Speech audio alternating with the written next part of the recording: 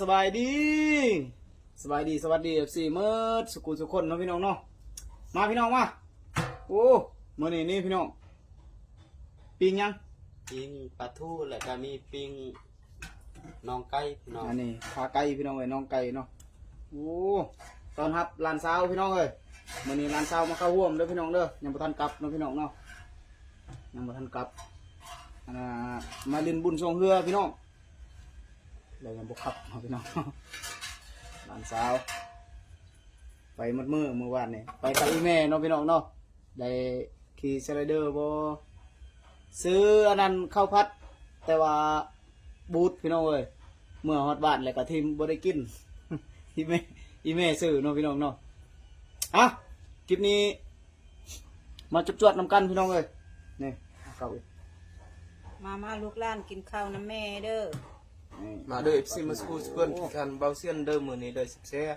มาเด้อชิมสกุลมากินข้าวน้ำบ้าตุ๊กตาเด้อ มื้อนี้ได้สักพักพี่น้องเอ้ยมื้อนี้ สักพักแล้วก็มีปิ้งน้ำพี่น้อง มาพี่น้องมาสุภกูดพี่น้องผักธรรมศาสตร์ผักอีแม่ไปเก็บเองโหลดเด็ดๆเก็บจากต้นโหลดพี่น้องเลยเหลืออีแม่ไปขายเนาะพี่น้องเนาะเอาไปกินต่อพี่น้องตัวใดเขาบ่ซื้ออ่ะนี่ต่อมาพี่น้องมาโอ้บรรยากาศสีสวยๆในจังหน่อยพี่น้องเพราะว่าบางยานี่ก็เฮ็ดเฮือนเนาะเฮ็ดเสาพี่น้องเทเสาบ้าน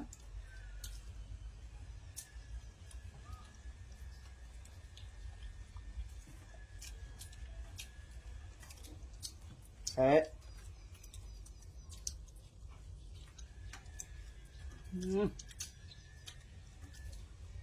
สุดผักสารพัดพี่น้องเลยครบสุดเนาะผักก็ได้กินนี่น้องไก่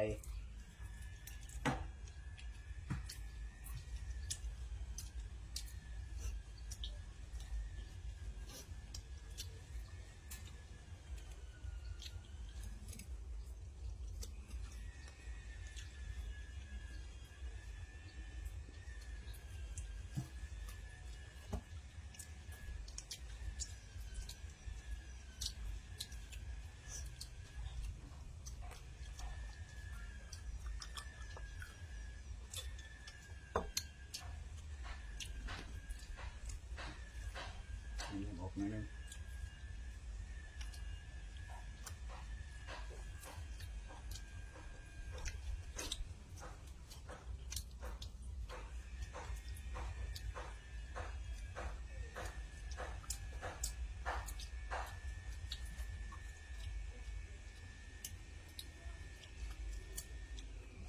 เรื่องอะไรวันเรื่อยๆจะด้วย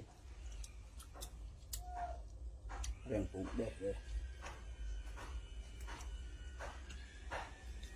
ยังไม่รู้มุกมันเดี๋ยวตัวมันเยอะ